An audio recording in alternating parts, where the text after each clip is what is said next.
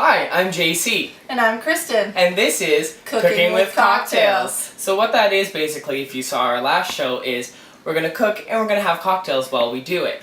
Now I know I also said last time that every episode I would have a different friend on and we'd cook and have cocktails, but after watching it, we decided that we're so hilarious together, at least we thought we were hilarious together, that it's going to be our show now. Mostly my show though, but our show. Our show. She's, you know how she was saying she's going to have a spin-off show and all that, but you know. Anyway, but I digress. So, we might sometimes have a special guest on to cook with us and have some cocktails with us, but we really don't like to share the spotlight, so probably not. Anyway, so, and I also have set up a email account for all of our tens of fans to send us emails. And here, I'm going to come over here so you can see it a little bit better. It's cookingwithcocktails@gmail.com. So if you want, please send us some emails.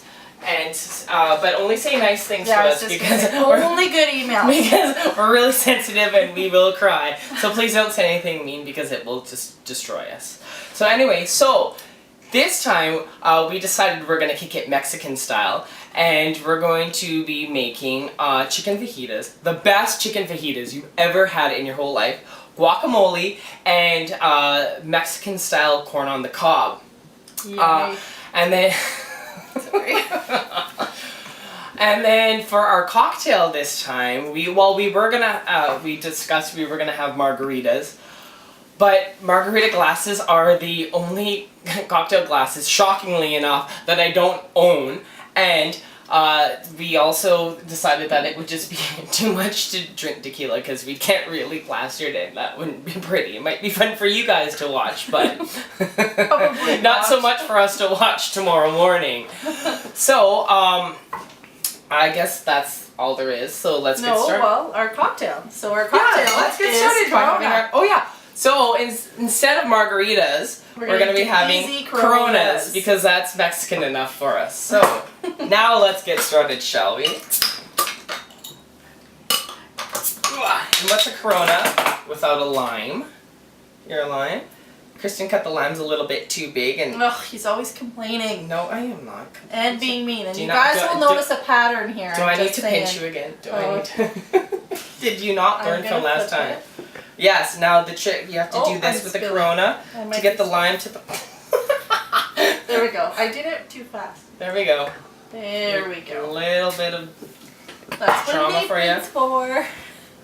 Alright, so let's get started. Cheers. Alright, so, chicken fajitas. With a little bit of Corona. With a little bit of Corona in it. I swear to God, I'm telling you, these are the best chicken fajitas you're ever going to have in your whole life. So, first we forgot to put the chicken in the bowl. I'm not that prepared. Hold on while I get the chicken. So, we were actually prepared before this all started. We prepared so much, and I said, to myself, let's not forget to put the chicken in the bowl. And what did I forget? It's the one thing I had to do, and I forgot it. So, we have, it's 2 boneless, skinless chicken breasts that we just cut up into little strips, lengthwise, so that they're nice long strips. So to that, we're gonna add 1 bell pepper. You could use any color pepper that you want. We chose red only because I wanted a green pepper, but there was no nice green peppers in the store. And then so we went with the red pepper. And now the best way to do it for this, and to have no waste. Now you could cut it like this, but then you have this odd little piece, like round piece at the top. And if you like peppers, you could eat it. But I don't really like peppers, and it would just go to waste. And something like this, we're going to cut it into little strips, so that would just be an odd piece. I suppose you could put it in, but it would just look weird. So you're just going to cut it all around the top like that. See, look, that's then pretty you handy. have nothing left. What I do is I guess you have a little bit left, but... I kind of just break it open at the top and rip it apart, but I guess that wastes a little bit more than that. Well, I mean, if you're going to eat it, that's fine, but if you don't want to use it for anything else, then this is the best way to do it. Now, you want to cut out this, I think it's called the ribs, because apparently they don't have a very pleasant taste. I don't know, I've never eaten one, so I don't know what it tastes like, but I've been told that it's not that good. So we're going to cut it out. So we're just going to get rid of that. Get rid of some of the seeds. And then just cut it into little thin strips. Like that. You know, I'm sure you've all had fajitas before. You know what it's supposed to look like. Alright. I just shaved some skin off my fingers. Yummy. So, yeah. If it doesn't come with dog hair, it comes with some skin off my fingers. Alright, there we go. So we're going to put that into the bowl of chicken. And then to that we're going to also add it's like a medium-sized red onion. Now, I had to cut this, couldn't cut this on camera. I had to cut it earlier and then cover it with saran wrap because I have the world's most sensitive eyes.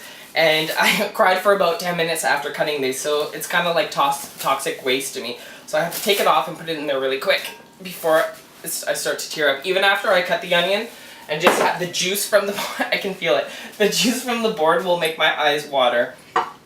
So then to that, is it burning your eyes too? Okay. So now to that we're going to add 1 teaspoon of smoked paprika. Just sprinkle that in. And then about half a teaspoon of cumin. Delicious.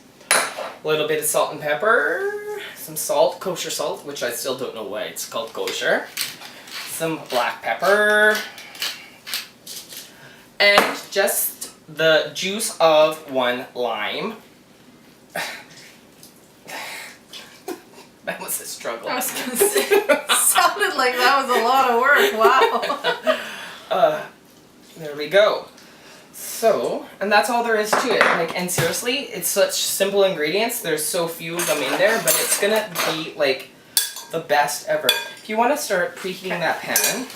So, what do you want me to actually put in this pan?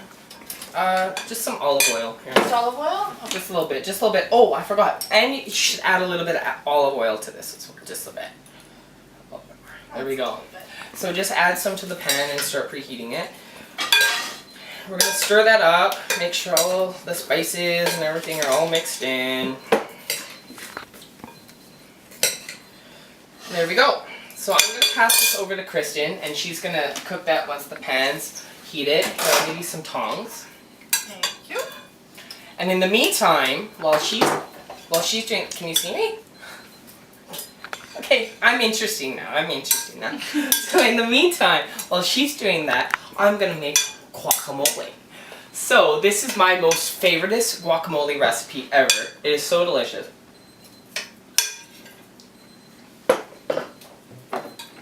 I heard a beeping. I told you I heard it earlier. We heard that earlier. We actually heard that beeping noise earlier. So I don't know what it is. Richard, it doesn't matter. So anyway, guacamole. So now, a good thing to do is when you're going to be using anything with... I know what it is. It's the clock sitting next to the TV, by the TV. That's what that beeping sound is. I bet it is, because I knocked it over the other day. It doesn't matter. It doesn't matter. Anyway, unscripted television. This is what it's all about. So, when you're making something with avocados, it's always a good idea to maybe buy them a few days ahead, like from when you're going to need to use them. Because whenever I buy avocados in the grocery store, they're never ripe. So you want to let them be able to sit for a few days to ripen up. But if you need to like express ripen them, the best method I find is to put them into a paper bag and then just close it up, put it in the cupboard, and by the next day it'll be ripe. I've also heard that you can put a banana with it because that will help it ripen faster, but I actually tried that once and it didn't work. So paper bag's the best way to go. Now, I actually forgot to buy the avocados 2 days ago, and fortunately enough, I found ripe avocados this afternoon at the grocery store. That cost almost $3 an avocado. $2.19 an avocado. Can you believe that? It's like, geez. And for this tiny little avocado.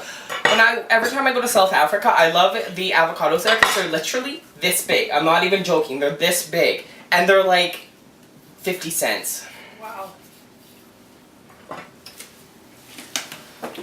So, we're just going to open up the avocados. Oh, and these are perfectly ripe. Now, if you have an avocado that's a little brown or something, if you're just eating it for yourself, I don't find that it's really... That is so... You look like you're going to cut yourself. The taste is so horrible. Why? That's so easy. What, cutting open the avocado? Yeah. Have you never cut open an avocado? Well, I have, but it's not that easy for me. You just want to cut it down Wow. to the pit and roll it around the knife. Open it up. There we go. Take out the pit. Huh. And there That's we go. amazing. So we're just going to scoop that into the bowl. Or just squeeze it out, whatever. You know, whatever works.